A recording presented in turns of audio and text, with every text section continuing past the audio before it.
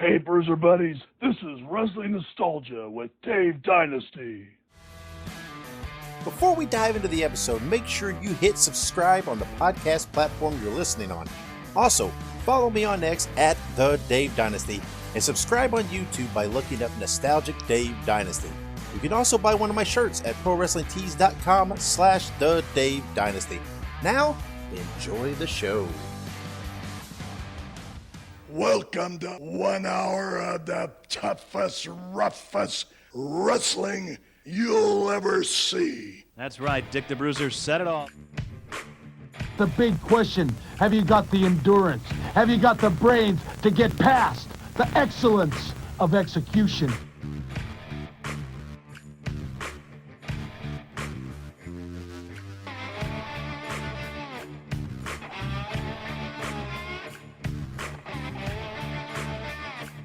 The reason why Axe and myself were put on this earth is to demolish people. Bobby Heenan, that is a very good-looking sport coat you've got on. Yeah, and I paid for mine. Mine isn't government issue. Hello, everybody. Lance Russell and Dave Brown right along ringside. And by golly, we're ready to go with another big week of championship wrestling. Greetings, wrestling fans, and welcome to Wrestling Nostalgia. I'm your host, Dave Dynasty. Thank you for joining me for yet another episode. This one's going to be a great episode.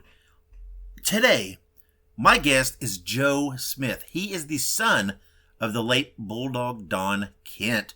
We're going to talk to Joe about his dad and his career, and we're going to remember one of the most underappreciated talents ever in pro wrestling history.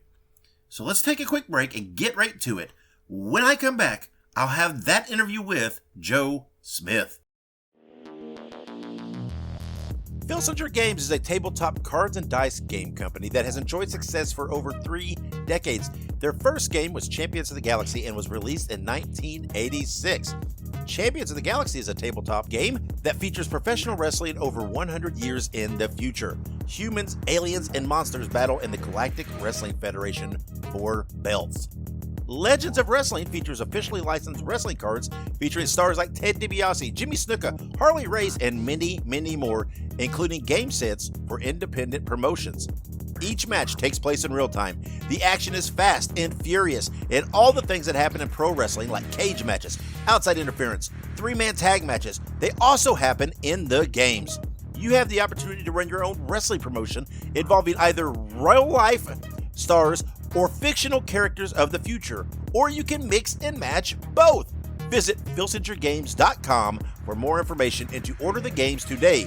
That is Filsinger Games, FILSINGERGAMES.com to order now.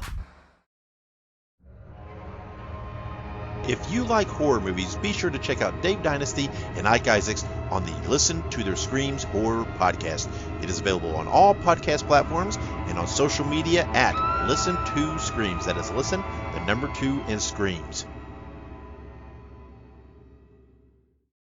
All right, and welcome back to Wrestling Nostalgia. This time we're going to remember one of the most underrated talents in professional wrestling history, Bulldog Don Kent. And to do that, we are being joined by his son, Joe Smith. Joe, how are you? Just great, Dave. Just great. Thank you. You're very welcome. I'm a big fan of your father, and again, like I said there in the intro, to me, one of the most underappreciated guys ever in professional wrestling. So let me start with getting to understand you a little bit. What year were you born? I was born in 1954. Okay, and where were you born? I was born in Atchison, Kansas. Okay. All right. So it just gives me a little timetable here. So, man, there's a lot about your dad to unwrap. Your dad, let's start with this. He was a standout baseball player. Yes, he was a standout baseball player and a standout football player too. Yeah. And, but I'm a big baseball fan. So I'm fascinated by it because your dad was recruited by the Red Sox out of high school. Is that right? That's correct. Yes. My grandfather wouldn't sign to let him go into the minor leagues. Yeah.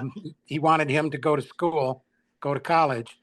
He had his scholarship to Boston College to play football there. Yeah.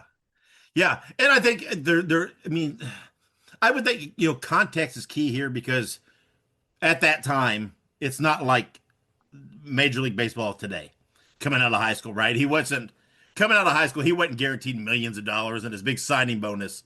That's probably a smart move on your grandfather's part to push that, right? Because it was a whole different business as is today. But it's always it's always fascinating because right, you hear about, and again, you said your dad played football and everything, but you hear so much about, in professional wrestling, the former football players and blah blah blah.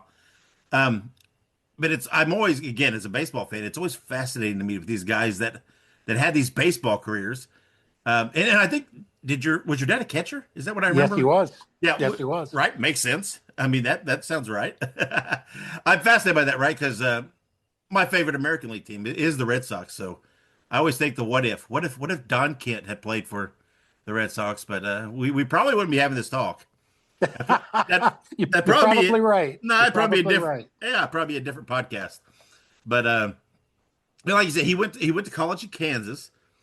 But then he came back to Battle Creek, Michigan, and was trained for wrestling by Leaping Larry Shane. Which, well, let me straighten a little bit of that out. Okay, please do. Actually, because Dad was in Kansas. He went to St. Benedict's because that's him and my mom got married. That's why he left Boston College. Okay, all that good sort of thing. And once he got married and he decided he needed to take care of his family, so they moved back to Battle Creek. He went to work for the Veterans Administration as an athletic director. Okay, at the Battle Creek VA Hospital. And one of our neighbors, because we lived in Galesburg, I think it was either Galesburg or Augusta, I can't remember which. One of the neighbors was a professional wrestler. Okay. And he saw Dad and he asked Dad if he wanted to make a few bucks on the side.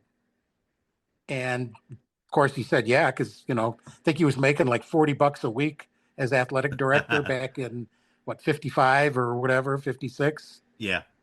And so his very first match, I can't remember the guy's name. I can see him plain as day in my mind's eye, but I can't remember his name. Yeah. And Dad made $5 for that night. Yeah. And that was $5 more than he had before the night began. Sure. Yeah. And go ahead. So Dad, and he did good. He did very good. Yeah. And so they were very interested in him. It was Bert Ruby out of Royal Oak, Michigan, or Southfield there, that took an interest in Pop.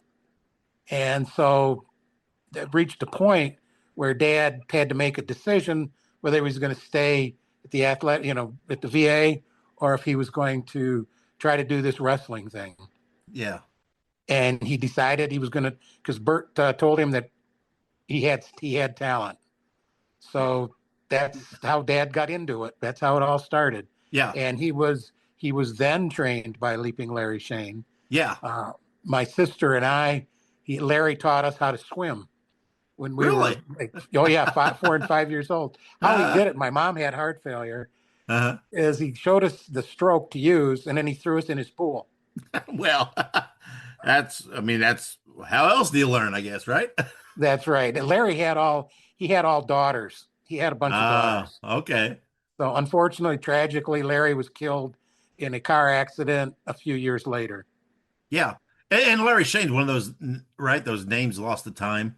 A very legendary figure in wrestling in the Midwest. And he's a great guy. Yeah.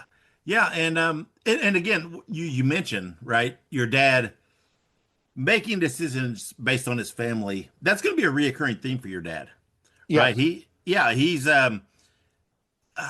He's unique in that aspect. And it's right. I call him underappreciated, but he's only underappreciated really because he made decisions with his family in mind first. Oh yes, always. Yeah. And again, you can't fault the guy for that. I could tell you a story. I'll just throw it in here right now. Sure. We're going to fast forward here real quick. Dad had gotten quite successful wrestling, and my senior year in high school, it was Father's Night. for football. Uh-huh. And Dad was supposed to be the headliner down in Indianapolis. Okay. And he didn't want to miss Dad's night. And it was a Saturday night. Yeah. And so he chartered an airplane. And he stayed till halftime and was introduced, and all that. And then him and my mom and my sister all got on a charter out of Kellogg Airport there, and flew down, and he came back. He had them fly. When they came back, he had them fly over the field to see if the score was up, whether we'd won or lost. That was what he was most concerned about. Sure. And my mother told me, she said, everything Dad earned tonight, he spent on the plane. Well, of course. So did you go to high? That was his commitment to his family. Sure. That was always number one. Did you go to high school in Indianapolis?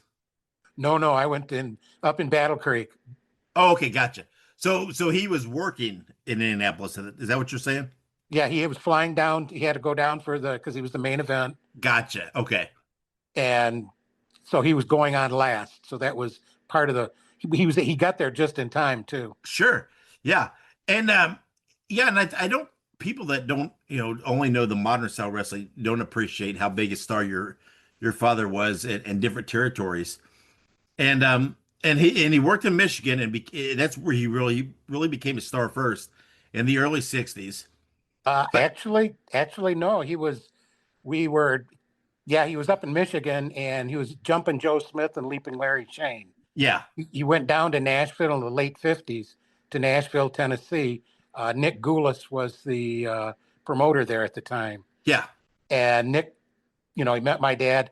Dad at that time was wrestling with don't remember the guy's name, but they were called the Black Dragons. Dad had a mask. Oh, okay. And so they wrestled as the Black Dragons. And Bert, and this is not very nice, but Bert told him to get rid of his partner, and that he wanted to promote him as Don Kent, Clark Kent, something. Yeah. And so that's how Dad became Don Kent, because he said Joe Smith just isn't going to cut it. Yeah. Okay. So that was the question I had. So the Don Kent name is a derivative of Clark Kent? Yeah, because that's Nick Goulas was, call yourself Clark Kent, whatever, he's thinking Superman, sort of thing. Yeah. And so Dad's like, I'm not going to be Clark Kent. And I don't know how they'd hit on it, but they hit on Don Kent then. Yeah. You can't, there's a lot of things in pro wrestling you can't really overthink. It's just off the cuff. Yep. That's so wild. I always wondered where he got the Kent thing. Never thought about Clark Kent, but that's wild. And one of the places that your dad really became a star was in Arizona. Yes. And definitely. He became a top heel there, and always stood out, right? And he had a feud against Tito Montez, which put him over the top. What was it like during that period? Did the whole family move to Arizona? Did he ever talk to you? What was it like during his days in Arizona as the top heel? Dad, my sister and I, we always attended private school, went to Catholic school because we're all Catholic. Okay. And so down there, Dad put us in school. We lived by, Camelback Mountain, and we went to school across the city. Uh-huh. And Mom and Dad told us that we weren't to tell them if they asked what Pop did, he's in entertainment. Do not tell them who he is. Okay. So and for us, that was like, okay, no big deal. Sure. My sister and I were kind of used to it a little bit by that point in time. Yeah. And we never thought it was anything special to me. To us, it was like Dad, he was going to go down to the factory and work or go wherever. He just went and did his thing. Yeah. He didn't, when I was little, I don't recall him talking too much about, what was going on. Well, with the business. Yeah. That was actually my next question is, was there ever a point where he did discuss the business a little more at home? Yes. Oh, yes. As I got older, I used to go with him sometimes, and he'd tell me things, and that's were some of the stories some of the things that he would tell me about. He gave me life lessons, all sorts of good things. It was, in fact, my dad. I used to tell people that my dad wasn't just my dad; he was my best friend. Oh, yeah. Because he was definitely a great guy. Yeah. Awesome guy. Yeah, I mean, did he smarten you up a little bit when you're talking about later? He talked about a little more. Oh, Did he smarten you up and say, "Hey, this yes. you're going to see this. It's not really on the up and up." When we were down in Arizona, I asked my dad for the first time that is wrestling fake? Oh yeah. And he picked me up and body slammed me. Did that feel fake? It knocked the wind out of me. Sure. And I looked and I was just like, trying to get some air. And he says, "Now I'm going to show you how to land, boy." There you go. Okay. And he did. He showed me all sorts of little things that at the time I just thought was normal. At my age, I wasn't very big at that point in time. Yeah. And so sometimes guys bigger than me would try to target you. Sure. And Dad taught me how to take care of those people. And yeah, I lit them up. And it was just based on what Dad taught me how to wrestle. I knew how to wrestle when he and I used to do it all the time. Yeah. He was a big proponent of amateur wrestling too, Greco-Roman style and freestyle. So, but Dad was always like I said, a huge sports fan. When we were down in Arizona, we used to go to the Phoenix Twin 50s or the Indy cars. Yeah. Because the promoter there, Ernie Muhammad, he had 2 cars that raced at Indy. Yeah. And he had built a lot of the highways in Arizona. And so we used to, we used to sit in his box. And after a number of the races, we've got pictures of myself sitting in Parnelli Jones's. I don't know if you remember Parnelli Jones. I do. Yeah. Yeah. I'm originally an Indiana guy. So you're speaking my language. I'm a huge IndyCar fan, particularly of the 500, right? Parnelli, a former Indy 500 winner. Oh yeah. Dad. And my father was a huge car fanatic. Oh yeah. And so there's pictures. I got to sit in Parnelli Jones's car. We got pictures with Parnelli kneeling down next to me with his arm around me, and Dad standing there. And then AJ Foyt, I was in his car too, and I got to shake hands with him and Dad standing there. So it was fun. It was fun. Yeah. Oh, that makes me jealous. And Pop used to Pop used to go on. And Dad was very good at baiting people or getting people to not like him. Yeah. Well, he knew how to work them. And oh God, he did. I remember him telling people that he didn't spend any of his money in Arizona. He used to pack it up in suitcases and send it back to his home state. That's and great. And everybody believed him. But it was like, even as a kid, I was like, well, that doesn't make any sense. Yeah, sure.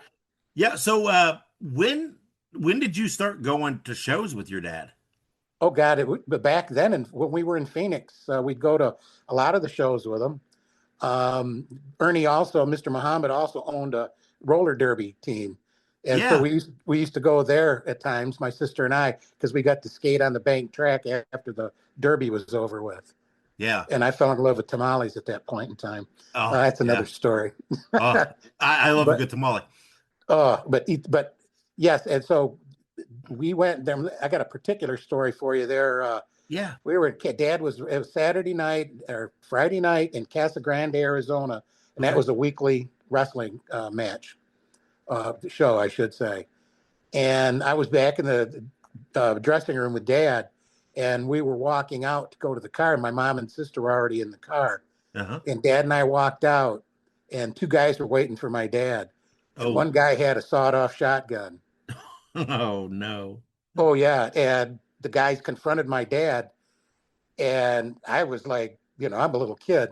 Sure. And I'm like, oh, my God. Yeah. And Dad looked at him. I remember him, and he said something, called one of them a punk, and grabbed the shotgun with one hand and hit him with the other, knocked him flat. And he turned to me, he said, Joey, go get the deputies. So I ran in and got them, and they came out, and he said, Don, what do you want to do with them? And he said, just give him a talking to. I don't have time to press charges. I just want to go home. And so that was it. And we got in the car, and Mom said, what took so long? And Dad said, oh, nothing. And I started to tell my mom, and Dad said, nothing. Just part of the job, right? Yep. So. Well, and one thing that your dad is probably most known for, right? In '67, your dad began teaming with Al Costello in a new version of the Fabulous Kangaroos. That's correct. Yeah, and people, I don't know if modern fans can grasp how big the Fabulous Kangaroos were. Right? They traveled everywhere. They were a major national attraction. Yes. And this is one of the periods your dad's most known for.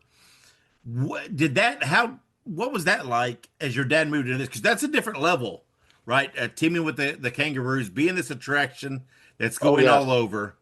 What was that like?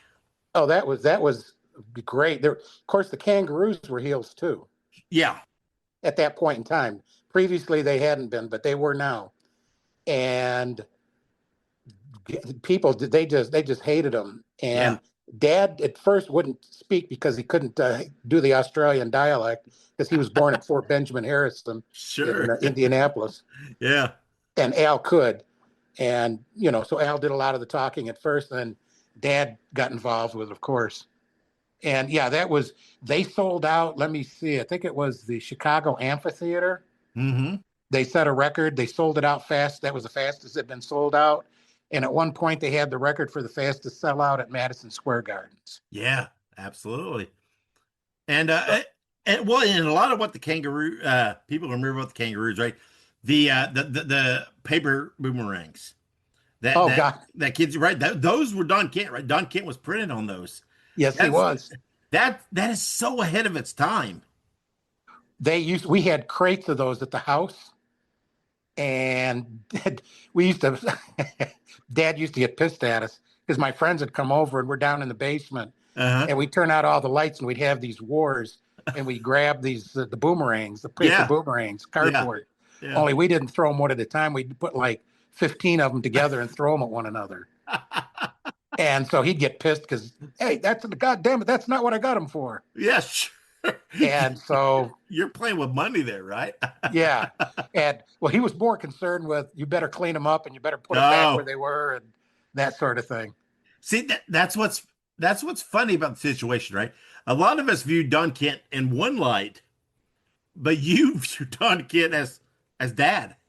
Oh God, yeah. And that's unique, right? That's different because we have one image of Don Kent as this star, this right on a pedestal, but to you, he's just like any dad, right? That's what you're talking about, right? Hey, you better clean those up.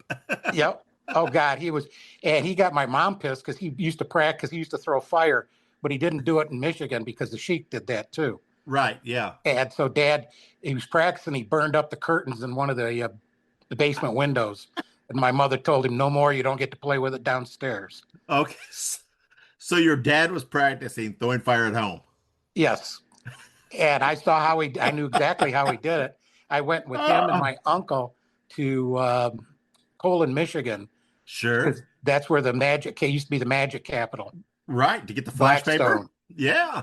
And so he had this little device that he put on his finger. You could barely see it. Yeah. And there was a cap in it and flash paper. That's right.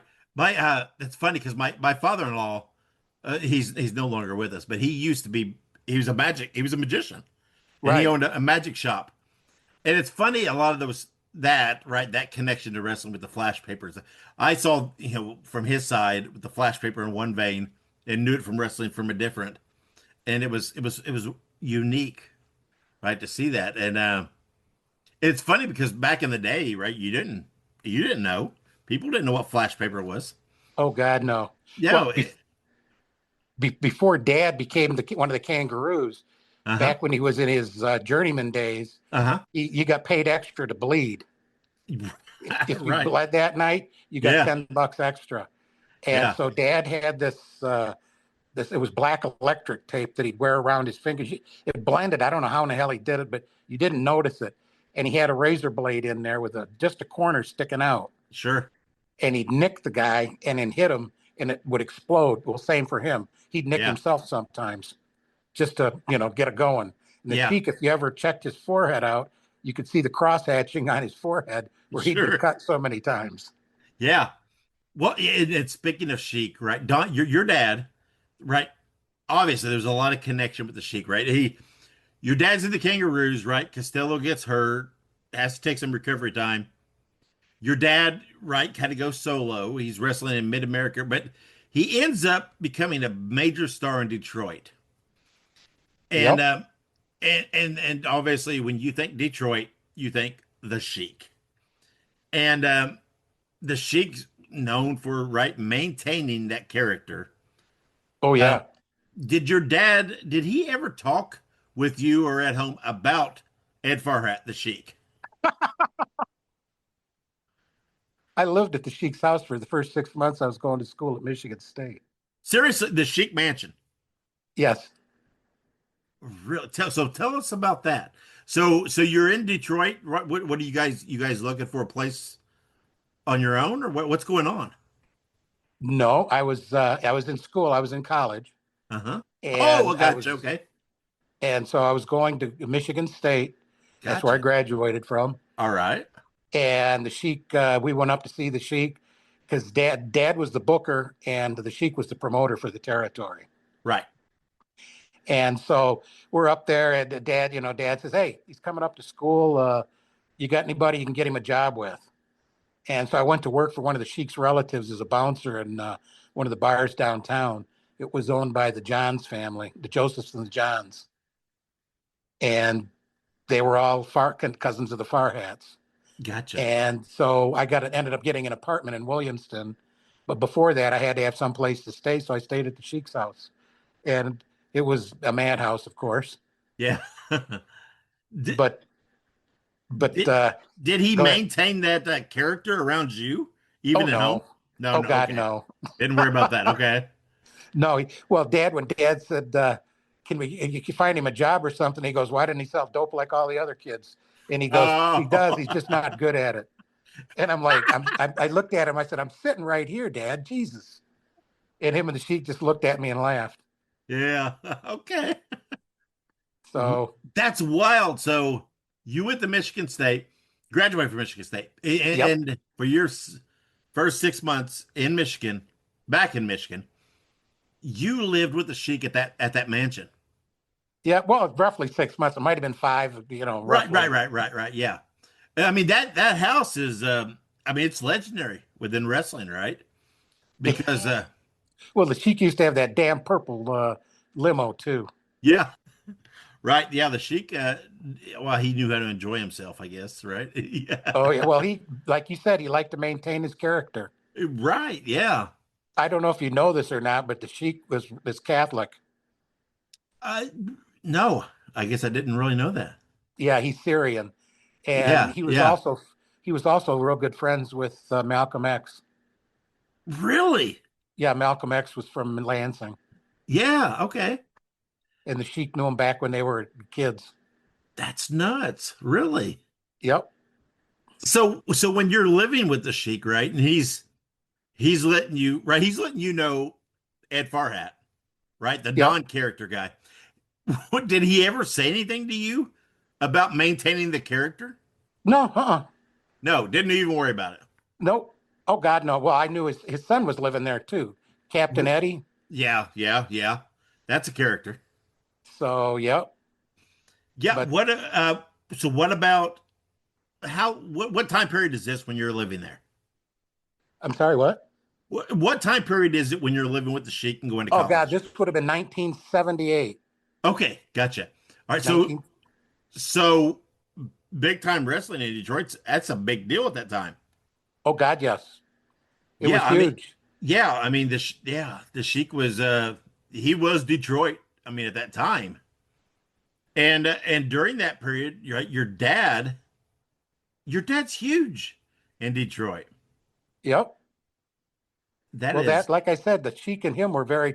I'll tell you one other little thing that happened that most people don't know about.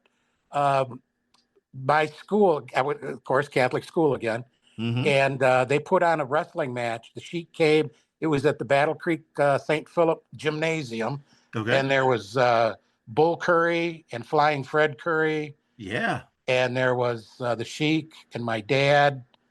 And I'm trying to remember because they were all Catholic wrestlers. Okay. And what they ended up doing is none of them got paid that night. They donated all the money to the Catholic Athletic Association. Ah, gotcha. Okay. So, and a couple of my friends, were at the matches, were at the matches and that. and they're making jokes about fake wrestling.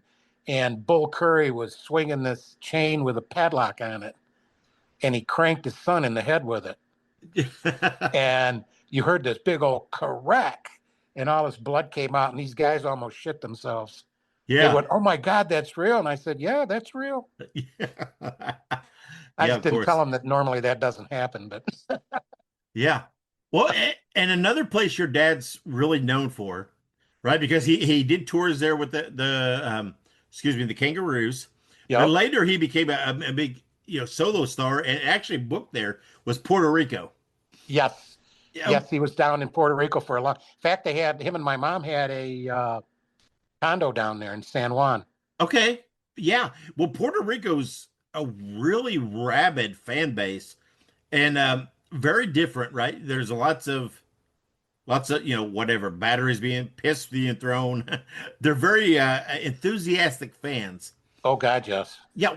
That had to be something that your dad loved, right? He had to eat that up. What did he think of working in Puerto Rico? No, he liked working down there because it was warm. Right. Yeah. Mom liked going down there. Yeah. And generally he was on top down there. Absolutely. Yeah. And he had a good time. Unfortunately, there was a wrestler that was killed down there. Yes. Bruiser Brody. Yes. And he was killed in the shower. Yes. And after that, Dad didn't go down there too much. Yeah, that was definitely a shift in Puerto Rico wrestling. Ugo Sabinovich was the booker, I think, down there. Yeah. And Carlos, can't think of Carlos's last name. Yeah, was Carlos the promoter. Yeah. Yeah, that's it. Yeah. In fact, I've got a picture that's right next to my bed. That's my dad down in Puerto Rico with Dutch. I can't think of Dutch's last name. And they both are standing there with their arms on each other's shoulders looking at the camera. And there's a couple of Puerto Rican policemen and another Puerto Rican wrestler. And everybody's got a big grin on their face looking at the camera. It's one of my favorite pictures of my dad. Yeah. Well, and throughout, no matter where your dad went, whatever else, right? He was predominantly a heel. Yes. Oh, yes. And he used to love that. Sure. And you being the child of a heel wrestler, did you ever have any trouble at school or being recognized for your dad? Again, right? Your dad didn't use the Smith name, so you had that. But did you ever encounter any trouble with your dad being a heel wrestler? No, it was more along the lines of Dad just being a wrestler and guys thinking that, because like I said, at one point that dramatically changed when I got into high school, but I was very small. Oh, okay. And so usually I'd have to take care of it myself. And Dad always told me, he said, "I don't want you. You don't throw the first punch." Yeah. He said, "You just finish them off." Sure. Right. Okay. So when I was a little kid, he taught me how to do a flying head scissors. And I used to do that. And my grandparents would have heart failure because my dad had, "Come on, boy." And I'd jump and I'd, catch him around the neck and then swing around him.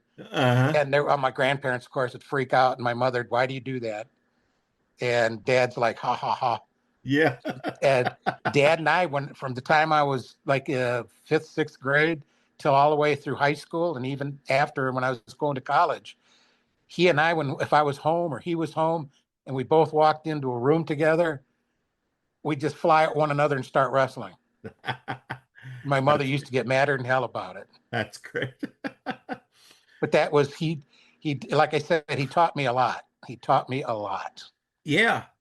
And a friend of mine and a friend of the show, right? Jerry Graham Jr., Jerry Jaffe. He has always said he's a longtime partner of Don in the WWE universe. He is always, every time he talks to me, every time I interact with him, he always talks and credits Don with being like a brother to him. Yes. And how much, how close they were, how much Don taught him.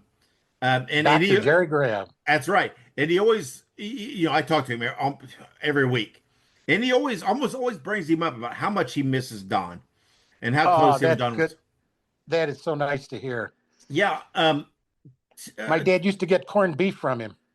Right. Because Yeah, because Jerry's primary profession was right the meat business. Yes. That's a long family business that he had in Toledo. And Yep. and he's Jerry's often talked about some of the decisions he made in wrestling kind of had that business in mind, right? He didn't want to relinquish that business. It was very profitable. Right. And Right. and especially in Don's later days with Bruiser Bedlam and everything, right? Jerry used Don a lot, tagged with him a lot. They had multiple tag team title reigns in the WWA. On Don's side, on your dad's side, what did he think of Jerry? And Oh how, God, he thought the world of Jerry Graham. yeah. Oh God, yeah. I'm glad you brought that up because yes, that's the thing I remember most too. Is Dad would always break, like I said, the corned beef, and there was other things he'd bring home and that. Yeah. But when Dad got older, Jerry Graham, yes, no, he thought the world of him. Yeah, and it's again, I talk to Jerry all the time, whether it be text message, whatever, maybe. And Jerry, it's almost still Don comes up all the time, and he talks pleased to about hear that. Yeah, he talks about how much Don meant to him, and he viewed Don as an older brother, and how much he loved teaming with him, and how important he was. But for those of like us, for like me, our dads had kind of regular jobs, right? My dad was a police officer, and I'm not gonna say that's a regular job, but you know what I mean. Right. It's always weird to me to think in your position, right? You have wherever you lived, you had this dad that had some level of fame, some level of notoriety, but at home, he's still just dad, right? He's still doing the same things that my cop dad did. Yep. Just different jobs. Dad used to always, when he was in Michigan, in the territory then, and he was always up for breakfast with us, my sister and I, before we went to school. And it wouldn't matter if he got in at 4 a.m. or 5 a.m. back. He was always up and having breakfast with us. Yeah, and I don't think we can grasp that. That's a choice by your dad, right? Yes. That's a commitment to the family, a commitment to you guys to do that, right? To be a part of that. And I mean, and your dad, it's even deeper, right? Because your dad coached and did a lot of things later. Your dad always stayed very active within the community and everything else. I got to tell you this, when I was in my late 30s, I picked up a little extra weight, not much, but enough. And I had some gray hairs, and he looked at me. He says, "Look, boy," he says, "do something about the gray hair and the weight. You're making me look bad." That's great. And my sister and I always knew when he was going to go on tour when he was older, because he would dye his chest hair, because he had gray chest hair, gray hair, and he would dye everything. Knew he was getting ready to head out, right? Oh, yeah. Well, I was visiting him down in Tampa back in the 80s, early 80s. Uh-huh. And he went out in the sun and his hair turned purple. And I looked at him. I said, "Jesus, Dad, you use that cheap dye." "What do you mean?" And then I said, "Go look at your hair."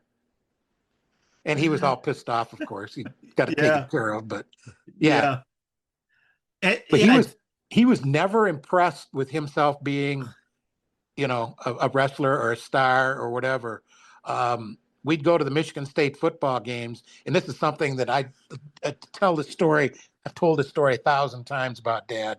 Uh-huh. We'd go into the stadium, and he'd take a look at the stadium, and he'd tell me how many people were there. And before they announced, the what the official count was. Yeah. And he'd tell me he looks like 70,500, 72,000, whatever. And he'd be within just 100 or 200 of the number of people there. Yeah, well, that's an old wrestling trick, right? Know what the house is. Yes, and exactly. And I said, "How do you do that?" And he says, "Look, boy, when your livelihood depends on the gate, you learn real quick how to figure out how much is in the house." That's right. When you're paid by the house, Oh, and then he finally told me how he did it, and I thought, brilliant. It was what he would do is he knew how many sections were in the stadium, and he would count the empty seats in each, not each one of them, but maybe 5 or 6 of them, and then figure that's the way it was for the whole stadium, and that's how he did it. Yeah. And so he had a pretty good count within 5 minutes. That's crazy. And it was. Yeah. And like I said at the top of the show, right? I always view your dad as so underappreciated in the grand scheme of things. Because he was such a great talent. But a lot of what he did kind of predates that major video era. Right? So there's not as much out there as you see for a lot of other wrestlers. And there's a lot of guys that fall trap to that. Has that ever bothered you? Have you ever thought, man, my dad, he deserves a little more attention, but he doesn't get mentioned in these same breaths? Oh, yeah. No, I used to. Yes, I still think that to this day. Yeah, right. I agree. He was extraordinarily good at what he did. There were baby faces. This used to kill me, as most of the heels were great guys, and the baby faces were assholes. I know. Yeah, you hear that all the time. Yeah. And most of the heels, my dad, if he saw, or if he's had some fans that saw him out in public, he'd always stop and talk to them. And I remember when we were growing up that we'd be out to dinner and people had come over to talk to my dad, and he'd always talk to them. But then he'd say, if you wouldn't mind, I'm here with my family. And then they were always nice. They always left, but he always took time. My mother used to get upset, and my dad said, those are the people that pay for us, or that pay my salary. So he was always, and when I was younger, I got upset at after one of the matches, they were calling my dad all sorts of names. And Dad said, because I said something, doesn't it bother you? And he goes, no, why would it? He said, I know what I am. I don't care what they think I am. He says, if it stops them from beating their wife when they go home, or, he says, it's cheap therapy. Right. Yeah. And that's how we used to look at it. People would say stuff to my mom about being married to my dad, well, he's this and he's that, he's, this big star. And she said, no, he's the guy that takes the garbage out. Yeah. And that's what a lot of fans don't remember, right? You hear about these outlandish characters and these outlandish personalities, and people forget about for lack of a better term, just normal guys who did this, right? And not saying they didn't love it or have a passion, but that was their job, right? That's what they did. But then they went home and did what all of the rest of us do. Well, he did love his job too, though. Sure. He had offers to quit. He was offered the water commissioner job in Battle Creek at one point, and he said no. And he said he liked his life. He liked it. He enjoyed what he did. He really did. Yeah. Well, and again, we talked about him being underappreciated and whatever else. What if you could write the tagline or whatever you want to say, how would you want people to remember Don Cant for? Yeah, that's a good question. All I could I don't know how to answer that right now. But Okay. I will tell you this. I look at, sometimes when I'm missing my pop, I go online and look at some of his old interviews. Yeah. And if you look at those interviews, you'll notice he's got a shit-eating grin on his face. Yeah. Always. Yeah. And what it was is he could never take it totally seriously. Yeah. To him, it was, he just couldn't help it.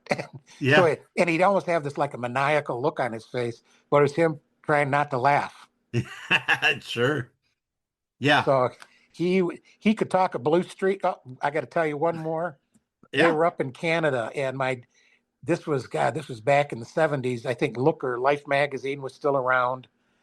And they did a thing on the baby seal hunts up in Canada, up in Newfoundland. Okay. And they showed all these little, these little tiny seal pups. When they first come out, they're white fur. And they're so cute. And my dad this is something people don't know about. He's a real super animal lover. Okay. And so he was just outraged when he saw that. So he's up in Canada, Newfoundland, went on TV before the matches and said there were no men in Canada, definitely not in Newfoundland. It doesn't take a man to beat the seal to death with a club. How dare they? They've got no balls. They've got he just went off on him. And that night it was sold out. There were people hanging from the rafters wanting to see my dad get his butt kicked. Of course, it didn't happen, but I mean, you know, Of course. But that's how. And the funny thing I was laughed about is usually when Dad pulled those kinds of stunts, he was only having fun. That one he meant. Sure. Yeah, and like I said, right, me included, so many wrestlers and other people, right, they admire and respect. They look up to your dad. They think he's underappreciated. He had this unbelievable Hall of Fame career, right? No matter how you cut it. But you saw sides of him that few did. So you have this unique perspective. When you remember Don Kent from your side as the son, what do you remember most? I always wanted to be like him. Yeah? In what way? The man. I wanted to be a man like him. Yeah. Aside from the profession, right? No, aside from the profession, I wanted to be him. Yeah. Not because he was famous or this or that. It was because he was such a great human. Yeah. Well, and everybody I've ever talked to that knew Don Kent, that's what they say, right? They talk about, right, how great he was in the ring, how underappreciated he was in the ring, how he did his job to this unbelievable level. But they also talk about he was such a great guy, right? If you put the career aside, he was a good guy, right? He helped people. He liked people. He was fun to be around. He was enjoyable to be around. He was a professional. He did his job. He had no troubles, right? That was what he was. He first identified, I don't know if you've heard of the Rex Steiners. Yeah. Scott Rex Steiner, and I can't think of his brother's name. Rick, yeah, uh-huh. Yep. And when they were wrestling at Michigan, they were damn good wrestlers. Sure. And that's what my dad, because that's what he was always talking about them. Yeah. And he kind of helped them get into pro wrestling. Yeah. Because he said they had the it factor, and he was always thought the world of those boys. Yeah, and it panned out, right? The Steiners, right? They were huge stars. Yes. Yeah, and of course, Scott got his major start in the WWA, Bruiser Bedlam, in working around your dad with Jerry Jaffe and Jerry Graham Jr. at that time, working around your dad. And it's again, everybody I've talked to that knew your dad or worked with your dad, you never hear anything negative. You always hear positive. And again, I was always a fan of your dad, and always thought he was so underappreciated. You know, again, that's what it is, right? That the territory days, a lot of the primes not on video, so modern people don't see as much, and right, so some of it's lost to time. And you mentioned, right, that you wanted to be like him as a man. Well, did you ever consider following in his footsteps? Did you ever think about wrestling? Oh yeah, a couple of the promoters said something to him about the fact the Sheik said something to him about it. Okay. And Dad said no. Oh. He's not going in there. No. And he did not want me in the business. He said, I'm a chemical engineer. And so he was very proud of the fact that I was able to do what I did. And later on, because I asked him, why didn't you let me wrestle? He said, because you would have made some good money and you wouldn't have finished school. Mm. And he said, that was where your future was at. I didn't want you to. He says, anybody can do this. Yeah. And I said, no, they can't, but okay. But it harkens back again, right? Like any father, he wanted better for you, right? He wanted different for you, something more. Not putting down what he's doing, but just saying, hey, you can achieve more without going through the aches and pains. Yep. Oh yeah, well, I tell you, one of my 8th grade football games, I was playing against a friend of mine, and I wanted to make him look good, and so he threw a block at me, and he made him look like I went flying all through the air. And after the game was over, my dad said something to me. He said, I saw that bump you took. I looked at him and I said, you did? And he goes, yeah. I said, he said, you did a good job. He says, nobody else knew. He says, I knew it immediately what you're doing. So like I said, he taught me well. Yeah. You can't work a worker, can you? No. Nope. Yeah. See, it's always, again, I've talked to a lot of children of wrestling stars, and it's always surreal to me, right? Of what it was like to be the child of someone like that, because again, like your father, Don Kent, I put him on a certain pedestal, and it's always, I can't, it blows my mind to think, what to you, I mean, while he might be on a pedestal, it's different, right? He's your father. Yes, So exactly. it's a different pedestal. And, any admiration I have for my dad, it's weird to me to think of what, you know, what it would be like if my father were in that kind of position. And again, I respect my dad and all that, but, I guess it's one of those things you can't fathom unless you're in that position. It's unique. We never felt there was anything. We thought we were just normal kids. Yeah, that's what's weird, right? I mean, to us, because Right. it doesn't feel normal to those that don't experience it. But again, I guess that's right. That's a testament to your father, that you felt a semblance of normalcy. Oh yeah, it was that, and that's how much it was. It was to us. It was perfectly normal. I mean, there wasn't anything, and they always used to tell us, my sister and I, you're not better than anybody else. You're just like everybody else. Don't think, da da da. My sister and I almost got kidnapped down in Arizona when we were what, in third and fourth grade, or fourth and fifth grade. Some people tried to kidnap us. Okay. Because of your dad? Yes. Okay, so tell me about this. Tell me a little more about that. Well, we were going to a Circle K, which was like the old party stores, or the 7-Elevens. Yeah, convenience store. Yeah. Uh-huh. And we were going, and our parents, back then, there was nothing unusual for kids to jump on their bike and ride down there and that. Sure. And these people pulled up in a car on our way back, and hey, come on over here. My parents had already told us about, beware, because Dad was always worried about anybody finding out about his family. Uh-huh. And so they tried to get us to come to the car, and Val, my sister, started to go, and I said, no, don't. And then one of them got out of the car, and then she ran back to me, and we got on our bikes and rode like hell, because they said, wait, come back. And we told our parents. Dad had a couple friends with the Maricopa County Sheriff Department. Uh-huh. And they went out looking for him. I don't know whatever happened. All I know is that, but I do know that they did know who we were, because they did call our names. That's crazy. And how? It was. Did you ever figure out how they knew who you were? No. No. That's. I'm sure my parents were trying to figure it out too, but for us it was, we got away from it, and that was that. Unbelievable. That's nuts. That's scary. All right, well, let's wrap this up, because again, I could talk about your dad all night long, and I'm sure you could too. And but let's wrap this up. Again, like I've said multiple times in this, your dad's underappreciated, right? He deserves more attention. Has there ever been any thought on your guys' side to start an official family way for people to follow, Don Kent, and to show appreciation, to maybe follow any news or info on your dad, see some pictures and memories, maybe even do some merchandise or anything? Has there ever been thoughts of any of that? No, not really. My sister and I haven't. No, my mother probably. Well, she just passed away, but she probably wouldn't have let that happen. Was your mom? Was she not a fan of wrestling? She wasn't. The typical wrestling wife, right? Yeah, she wasn't. Well, it provided, but yet I'm sure it provided a series of headaches for her. Oh, well, she used to be pissed because he'd be gone sometimes, especially early on.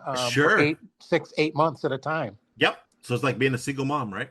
Yep. Oh God, yeah. Yeah. So I noticed on your picture there, is that because I have a T-shirt like that, or used to, and it said King of the Ring on it, Don Kent, Bulldog Don Kent. No, my picture you're referring to, that's Dick the Bruiser. Oh, okay. I'll picture of Dick. Yeah. I would love to have a Don Kent T-shirt. Again, I'm such a big fan of your dad, and I always, anytime I see anything about underappreciated talent, I always mention your dad, because he was so good, and everybody always talks about that, and how, and again, not just the wrestling, because that's definitely it for sure, but just a man, You know, again, right? You hear about these things, right? When he was done with wrestling, he coached and did all these things, and he was still such a great man. Yeah, and maybe you and I should talk off, because I really feel like there needs to be some vein of an official Don Kent, whatever you want to call it, an avenue, some form of social media for people to share some of their memories of Don. Because again, I'm always trumpeting the cause of Don Kent. Well, thank you. I appreciate that. Yeah, and I think he needs more recognition. And this, like I said, in this day and age, I feel like there should be something, right? I mean, I personally, I freaking love to have a Don Kent T-shirt, something. But I don't want to, I don't want some, not without the family support kind of deal, right? Well, unfortunately, the T-shirt that I had, it finally wore out. I bet. So, yeah, again, maybe we may have to talk off air about setting up something, right? A Facebook, something, just to give one central point for people to come and, if nothing else, just to share their memories, because he spans so many eras, right? I mean, he did. It's funny because with me, right, I remember the more 80s Don Kent. That's where I really was introduced to him. And then in later years, right, doing research, found out more. But then there's all these other people that remember Don Kent, the Fabulous Kangaroo. And then there's all these other people that remember Don Kent from Arizona. And then there's a segment of people that remember Don Kent from Detroit. And it's wild because he, in the territory, he had so much appeal across so many areas. Well, he was a real good worker as far as a lot of times he made a lot more money than some of the headliners were back before he made it big. Yeah, because he could make somebody look really good. Yeah, and I'm always fascinated with the Kangaroos because they were ahead of their time in so many ways. With even with merch, right, selling the boomerang, the paper boomerangs and different things. That's something that today seems so common, but back then it was so unique. And I've still got his shirt or his jacket and one of his hats around the house here somewhere. That's crazy. And I do have a boomerang still too. Oh, if you ever come across that, send me a picture. I'd love to see a picture of that. Oh, sure. Okay. That would be great. Again, the paper boomerangs that came out, that they gave out to, like the kids and things, that's always been on my bucket list. I want one so bad. And well, I know I've got one here. Let me see if I can find some more of them. Oh, I love that. Especially from the Kent era, because I know they did them in multiple incarnations of the Kangaroos. But again, being a fan of your dad, that's what I want from your dad's era. And again, Joe, I appreciate you. I know we've been trying to do this for a while. And different schedules and problems, but I've always been a huge fan of your dad, and again, a lot of times when I talk to Jerry Jaffe, Dr. Jerry Graham Jr., I talk about your dad a lot. And please tell him thank you, and tell him I love the corned beef. I will. I'll message you. Yeah, I'll text him and let you know that, and I'll let him know that. And again, I always love talking about your dad, and when his name comes up or when people talk about underrated, I always bring your dad up. I always throw your dad's name out there because he was so good for so long. And again, I love it because he's one of those guys that, again, like I said, when you talk to different people, you don't hear negative things about him, right? You always hear, oh, he was so good at his job, but he was just a good guy. And so I appreciate that part of him. And it makes it such a pleasure to talk to you because again, you have this unique perspective of being a son, which is different, deeper than the rest of us have. And, so it's unique. And again, I appreciate your time, and sharing those stories. And Dave, I got one more for you. Okay. I worked for a Japanese company for, roughly 20 years. Okay. Taikisha out of Tokyo. All right. And I used to have to go over there on occasion for meetings. Okay. And they found out who my dad was because he was very big in Japan. Yeah. And so they got real excited. I was bringing a couple of customers over from Honda with me. And so the CEO, they came down. I thought they were coming down to meet the Honda people. Yeah. And no, they came down. They asked if they could get their picture taken with me, if I would mind. Oh. And I said, why? And they said, well, you know who your dad is. He knows the great Inoki and da-da-da-da-da. And I said, well, yeah, but that's my dad. That's not me. And they said, but you are his son. And so I had to take pictures with all of the the board of the Taikisha at the time. Yeah. And then the Honda engineering people, some lady and her husband joined us, and she asked if she could have pictures with me. So I came home and told my mother about it. And I said, you know, Dad's still, he still got it. That's right. I mean, that has to make you proud, right? As a son. Oh, it did. I had to write an article for the company paper because we're worldwide. And that was a big, you know, so I told him I had pictures of Dad in Japan, and he was close friends with a Japanese dentist. So I threw that in there. And I almost told him the story about Ric Flair, but I didn't. Yeah. So I'll save that for another time. All right. Well, again, like I said, I appreciate you giving me time. And you should be proud of your dad, right? And again, I'm glad you got to come on and talk. I'm glad we got to talk about your dad and share some stories. This. Yeah, and again, I would love to do another part because I'm sure there's so many other things that we can talk about with your dad. So, and again, let's stay in touch because I think you need some official Don Kent social media of some sort. So we'll talk about that.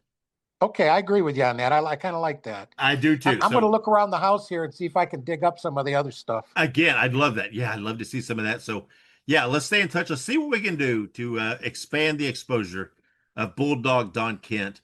Joe, thank you for joining me. Thank you for talking about it. We'll do this again because Very good, Dave. I can't stop talking about your dad.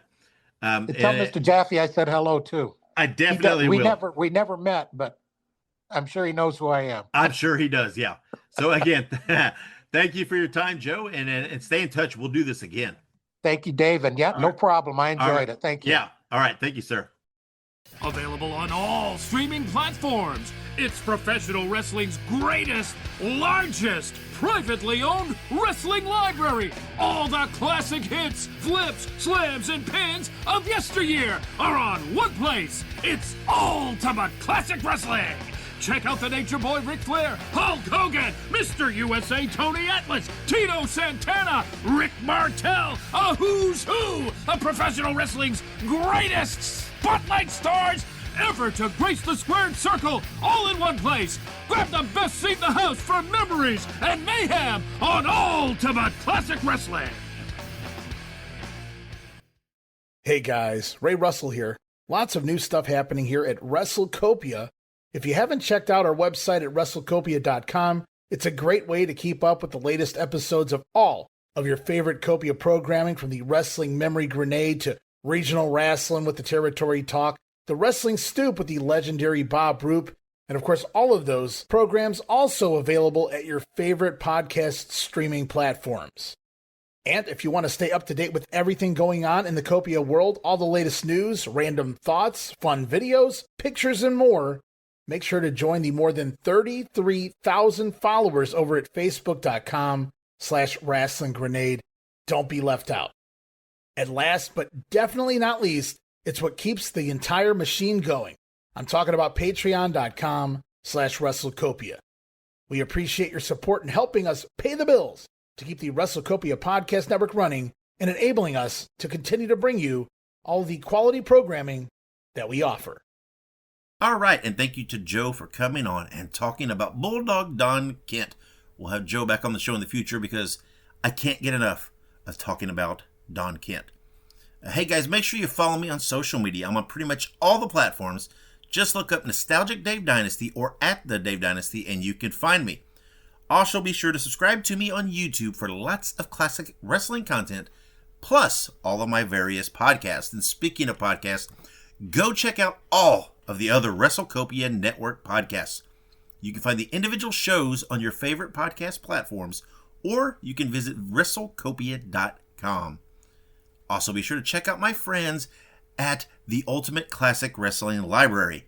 Visit ClassicWrestling.net to sign up for your account and then download the app on all of your smart devices. Now, guys, again, like it's been here lately, make sure you keep an eye on my social media. I'll soon be announcing next episode's guest. It's going to be a good one. You know it. Hopefully you'll enjoy it. Hopefully you enjoyed this one. Hopefully you learned about Don Kent. Hopefully you'll go out there and dig a little deeper and look at some of his stuff. I've got some of his matches on my YouTube channel, so go check them out. Don Kent needs all the eyes on him and all the appreciation that he so richly deserves. So until next episode, guys, wherever you go and whatever you do, be good, be safe, and always keep on growing. Fans, we brought you All-Star Championship Wrestling. This is Sam Manager thanking you for being with us and saying until next time, so long, everyone.